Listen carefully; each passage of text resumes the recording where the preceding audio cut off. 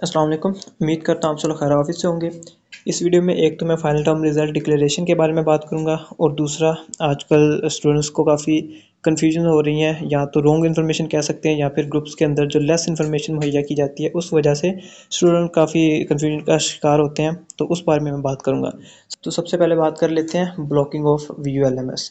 तो blocking of VULMS में आपने एक नोटिस बोर्ड देखा होगा या फिर हमारी ये पोस्ट देखी होगी जिस पे लिखा हुआ है कि अगर 8 तारीख तक आप अपने ड्यूज़ क्लियर नहीं करते तो आपका LMS ब्लॉक हो जाएगा।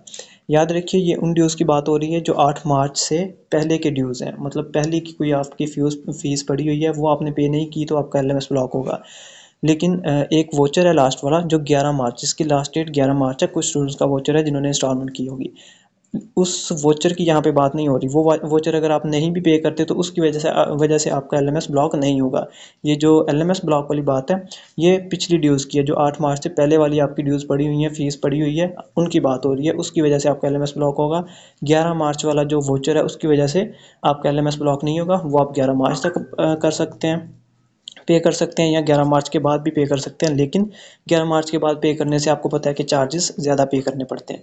दूसरी चीज़ है, ये भी मैंने वैसे अनाउंसमेंट कर दी थी कि स्पोर्ट्स और एनरोलमेंट फंड्स हैं जो एक तो स्पोर्ट्स का होता है 500 का वोचर वो, और जो 1000 होता है न्यूली स्टूडेंट्स के लिए एनरोलमेंट फ़ंड का।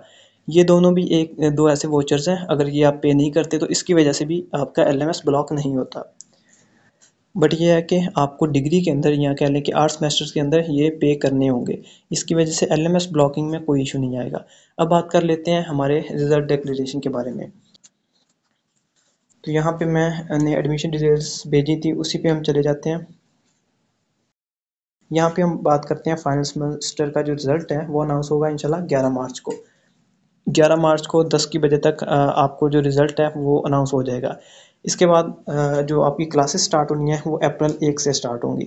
अब बात कर लेते हैं कि पास होने वाली और फेल होने वाली। कुछ स्टूडेंट्स को ये लगता है कि शायद अगर उनका GPA 2 से कम आएगा तो वो फेल तस्वर किए जाएंगे, या फिर VU की जो ग्रेडिंग स्कीम है उसमें 2 GPA वाला पास होता है और 2 GPA से कम वाला फेल होता है। तो वो चीज़ भी मैं आप लोगों को VU की ऑफिशियल साइट से ही क्लियर करवाऊंगा, उनकी ग्रेडिंग स्कीम से। तो हम बैक करते हैं VU की साइट पे। यहाँ पे आप देख रहे हैं ये VU की ग्रेडिंग स्कीम है। अगर आपके 50% मार्क्स आ जाते हैं किसी सब्जेक्ट में, यहाँ पे जो आपका पास होना फेल होना होता है वो सेमेस्टर पूरे सेमेस्टर का नहीं होता, एक सब्जेक्ट का होता है।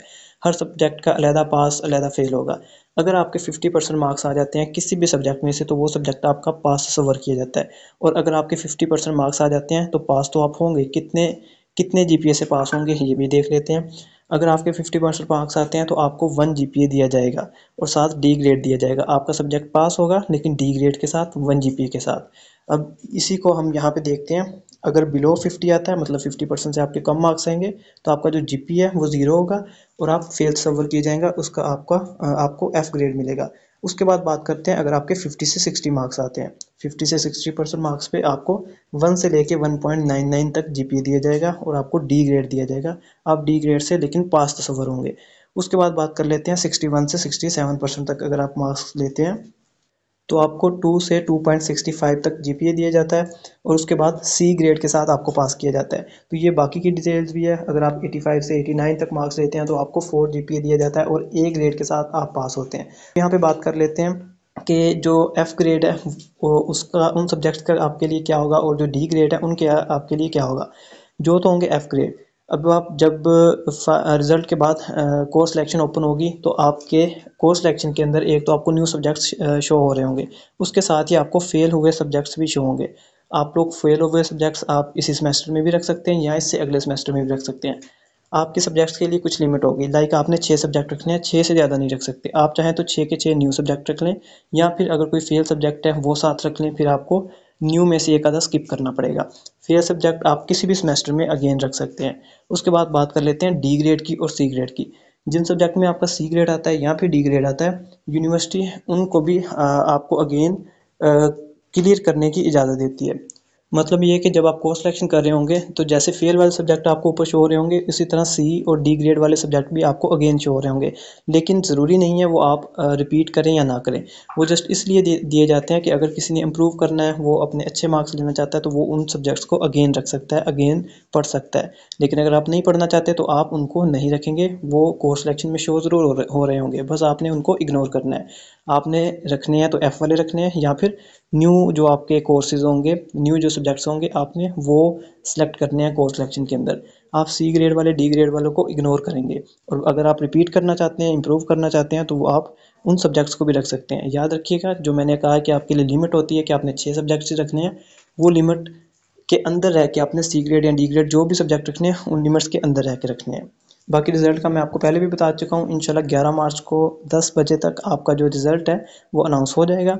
जैसे ही आपका रिजल्ट अनाउंस होगा, या फिर इस तरह की कोई भी इन्फॉर्मेशन आती है, वो आपको व्हाट्सअप चैनल पे अपडेट कर दिया जाएगा। इसके लिए लाजमी है कि आप हमारा व्हाट्सअप चैनल लाजमी फॉलो करें। उसका जो लिंक है वो मैं डिस्क्रिप्शन में भी दे दूँगा, और आपको इस वीडियो के डिस्क्रिप्शन में भी मिल जाएगा, या फिर आप हमें इनबॉक्स करके उसका लिंक हासिल कर सकते हैं। उसको ज़रूर फॉलो कर लीजिएगा, और अपने फ्रेंड से भी फॉलो करवाएं, ताकि कोई भी इस तरह की अपडेट आती है तो वो आपको उसी वक्त चैनल के अंदर से मिल सके।